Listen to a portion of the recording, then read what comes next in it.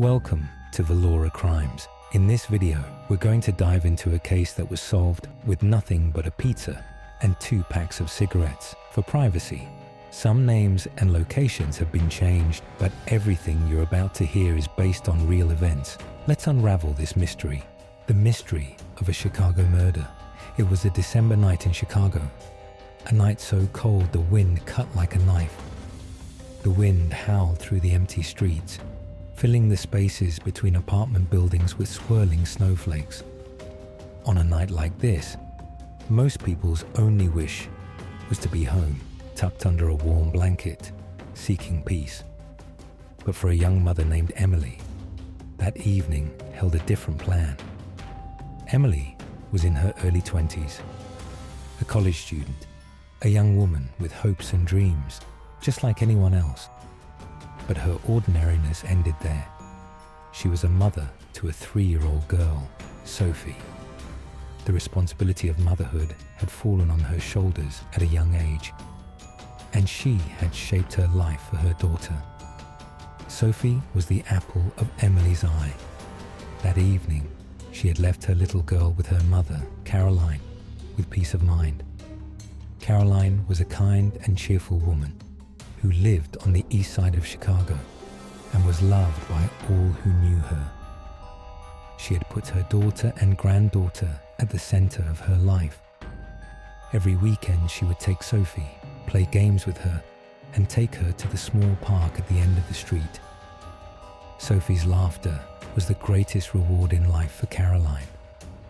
That night, for the first time in a long time, Emily wanted to take some time for herself.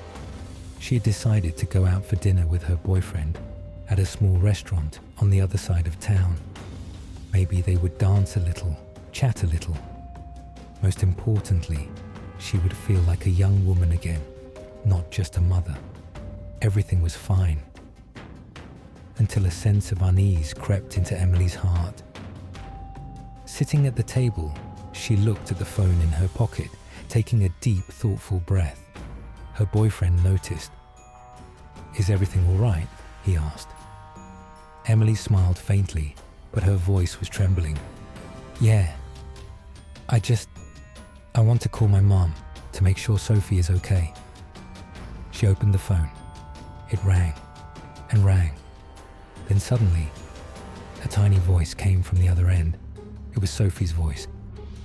"Grandma is on the floor. She's not getting up." Emily's heart felt like it stopped. "What do you mean, not getting up? Sophie, who is there? Are there bad men?" Sophie's voice was even more frightened this time. "Grandma is on the floor. She's not moving." In that moment, time stood still for Emily. The phone in her hand trembled. Her boyfriend immediately stood up, shouting, "Call the police." Emily took a deep breath, dialed 911. With a shaking voice, she gave the address, said her child was alone at home, and that her mother was lying on the floor. Police and an ambulance were dispatched simultaneously. Emily and her boyfriend also quickly got into the car. Sirens echoed through the streets of Chicago. Emily's only thought was to reach her daughter. When they arrived at the building, police were already gathered at the door.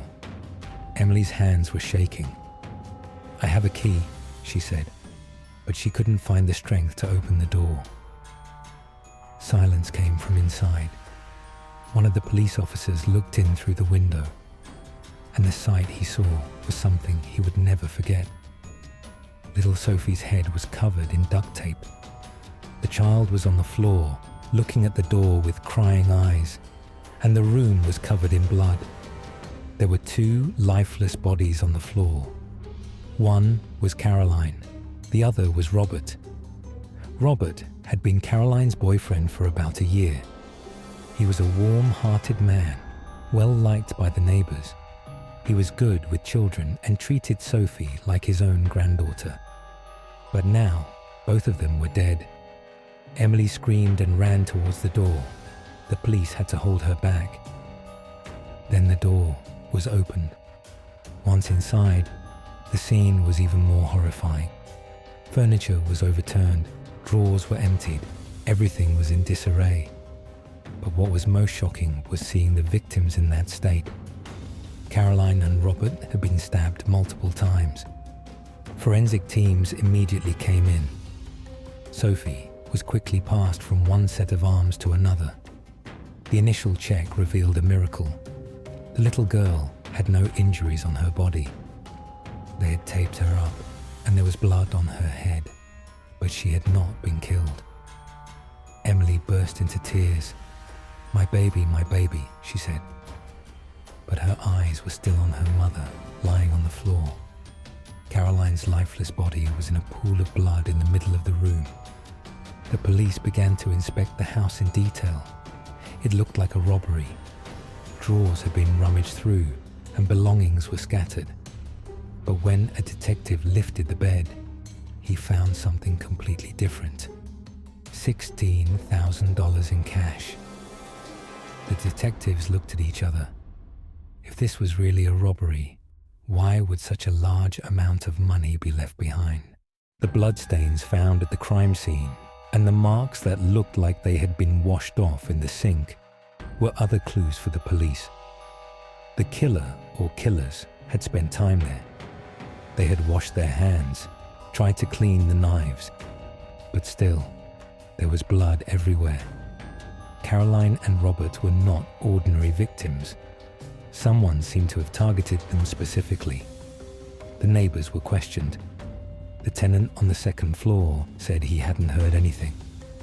No screams, no sounds of a fight. Yet Sophie had said there were 3 men in black inside. Caroline's ex-husband, Anthony, and his new wife, Linda, who lived on the 3rd floor, looked shocked. "We didn't hear a thing," they said. But for the police, this was strange. Living in the same building and not hearing such a brutal act was suspicious. One of the detectives who arrived at the scene wrote in his notebook, "This isn't a robbery. This is personal." And he was right, because after the autopsy report came back, the truth that emerged would change the course of the investigation completely. Caroline and Robert had each been stabbed exactly 24 times. Chicago police knew this case wasn't ordinary. From the very first night, it was clear that someone had targeted Caroline and Robert. But who and why? As detectives collected evidence at the crime scene, interviews with neighbors left more questions than answers. How could it be that no one in the same building heard a thing, while screams had echoed inside Caroline's apartment? Furniture had been overturned, and even 3-year-old Ashley had seen the men. One detective wrote in his journal, "Either they really didn't hear, or they're hiding what they heard." The police began to investigate Caroline's background. She was a beloved, cheerful woman in the neighborhood, a receptionist at a dental clinic who got along well with everyone. She and Robert had been in a happy relationship for a year. Those around them envied their connection. Robert treated little Ashley like his own granddaughter, but Caroline had a secret side job. Some people in the neighborhood said she was involved in an illegal numbers game, a sort of underground lottery where small bets added up to large sums. If this was true, it would explain the mystery of the $16,000 found under the bed. The most striking point for the detectives, however, was the autopsy report. Both victims had been stabbed exactly 24 times. Such extreme violence could not be explained by a simple robbery. This looked like an attack filled with rage and hatred. Someone held a deep grudge against Caroline, and perhaps Robert as well. But who? Police began to investigate Caroline's ex-husband, Anthony, who lived with his new wife, Linda, on the floor above. It was strange. While Caroline was being murdered downstairs, Anthony and Linda hadn't heard a thing. Detectives brought Anthony in for questioning. He looked distraught, his head in his hands.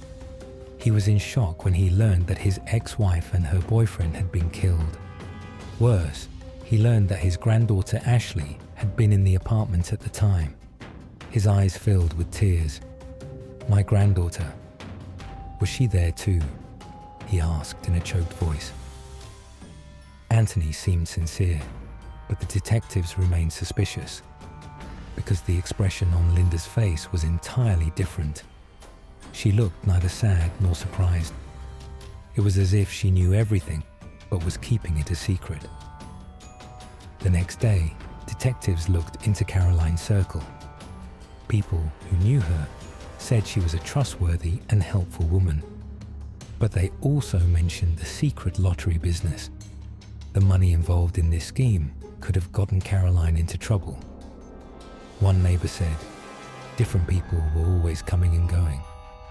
There was a lot more activity than a normal apartment. The picture was beginning to clear for the police. Yes, the house looked like it had been ransacked after a robbery, but this was just a cover-up. The real reason could have been money or a personal vendetta. As they dug deeper, suspicions also fell on Robert. He was a driver for a private bus company.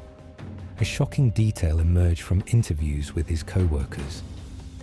Robert was still married. His wife's name was Clara F. Clara learned about her husband's death from the police. Through her tears, she kept saying, "This is impossible." But the detectives weren't convinced of her sincerity. Clara claimed she didn't know about his affair with Caroline. Yet there were times when Robert wouldn't come home for days. This situation, which should have been suspicious, was explained by Clara as him just being at work. One of the detectives jotted down a note in his report. Either she's truly innocent or a very good actress. If Clara knew about the affair, she had a strong motive for murder. Her husband's betrayal, fueled by anger and a desire for revenge, might have led her to hire a hitman. But they had no concrete evidence. Just as hope was fading, a small but very important detail came to light. Robert's cell phone was missing from the crime scene. The police reviewed his carrier records. The phone had been activated a short time later, and the trail led to a known felon, Angel R. Angel was known for petty crimes. When he was questioned, he said that Rafael Doggy R had given him the phone. "I just cloned it," he claimed. But Doggy's past was filled with violence. Detectives raided Doggy's house. In the kitchen, they found a huge hunting knife, though it wasn't bloody. Doggy denied everything, but his girlfriend couldn't handle the pressure. Through tears, she confessed. Doggy and his friends committed the murder. The person who hired them was Linda D., Caroline's ex-husband's new wife. This confession completely changed the case. Linda knew that if Caroline died, the apartment building's ownership would transfer to Anthony. This would allow them to make a lot more money. Greed had driven her to this diabolical plan.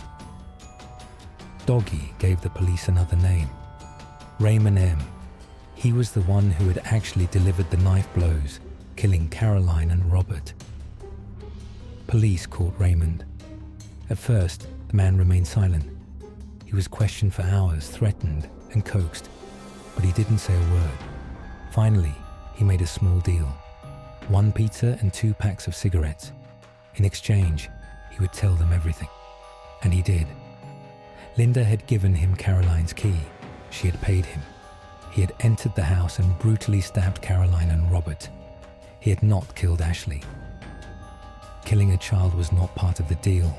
"I left her alive," he said coldly. The picture was now clear for the police, but the case was not yet complete because they needed solid evidence to arrest Linda. And at that point, a simple stolen cell phone had solved the entire mystery.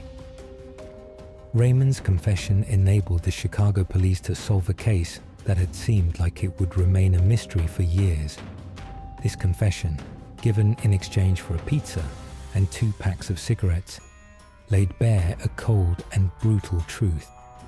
Caroline and Robert had been victims of greed and hatred.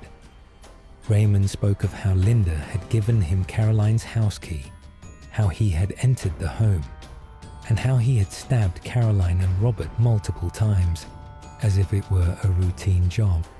He spoke with such cold indifference that a detective later added a note to the report. This man places no value on human life. Raymond's words were chilling. I saw the kid. She was crying. But I don't kill kids. I left her alive. The fate of 3-year-old Sophie had, in that moment, perhaps in a matter of seconds, been sealed. It had been left to the tiny fragment of a killer's conscience. The police brought Linda in for questioning, but Linda wasn't an easy target. The woman was calm during the interrogation.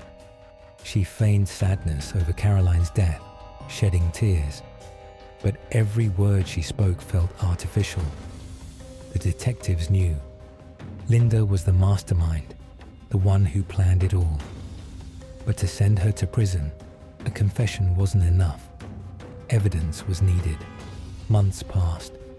The investigation file grew, with new statements added and witnesses heard. The jealousy and hatred Linda harbored towards Caroline came to light. She had calculated that if Caroline died, the apartment building and the money would pass to Anthony, making their own lives much easier. Her greed had cost 2 people their lives. Years went by. The case wasn't closed, but it wasn't moving forward either. For Emily, it was a nightmare. The death of her mother, her daughter's trauma, a life suddenly turned upside down. All of it weighed on her. Sophie grew up under this dark shadow.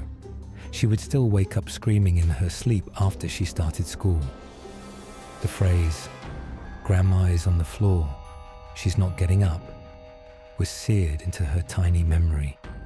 Exactly 5 years later, the prosecutors finally took action. They were convinced that the evidence they had was enough to convict Linda. The police went to Linda's house in the early hours of the morning. When she opened the door, a condescending smile was on her face. But when one of the detectives read the arrest warrant, that smile turned to shock. Cold handcuffs were placed on Linda's wrists. The neighbors watched in astonishment. For years, there had been whispers that she was involved in Caroline's death, but no one could be sure. Now, the truth had been revealed. The trial became one of Chicago's most talked about cases. The courtroom was packed for every hearing. Emily sat in the front row, looking at Linda. Inside her, anger, hatred, and exhaustion were all mixed together. The prosecutor stood at the podium and addressed the jury. This is not a case of robbery. This is a murder born of greed and jealousy. Linda D. planned the deaths of Caroline and Robert in order to gain more money for herself. Throughout the trial, Raymond's confession was played again and again. The statement of Doggie's girlfriend was read aloud. Angel's words about the phone were recalled. Linda continued to deny everything. Her lawyers argued that she was innocent, that she had been made a victim of gossip. But the evidence, the statements, and especially Raymond's words, carried more weight in the eyes of the jury. After a trial that lasted months, the jury announced its verdict. Linda D. was found guilty of instigating the murder. The woman lost her composure. She screamed and cried in the middle of the courtroom. But nothing would bring back Caroline and Robert. Raymond M. and Raphael Doggy R. also received long prison sentences for their involvement in the murder. Angel R.'s sentence was lighter due to his cooperation. Emily burst into tears the day the verdict was announced. Justice had been served for her mother. But the emptiness inside her would never be filled. Ashley, too, had grown up. She was 8 years old now, but she still remembered her grandmother's scent and missed the days they went to the park. Newspapers ran the story with the headline, The murder solved by a cell phone. Because truly, if Robert's phone hadn't been stolen that night, the killers might never have been found. Today, this case is still remembered as one of Chicago's most tragic family murders. It serves as a reminder to people that greed and jealousy can destroy even the strongest bonds.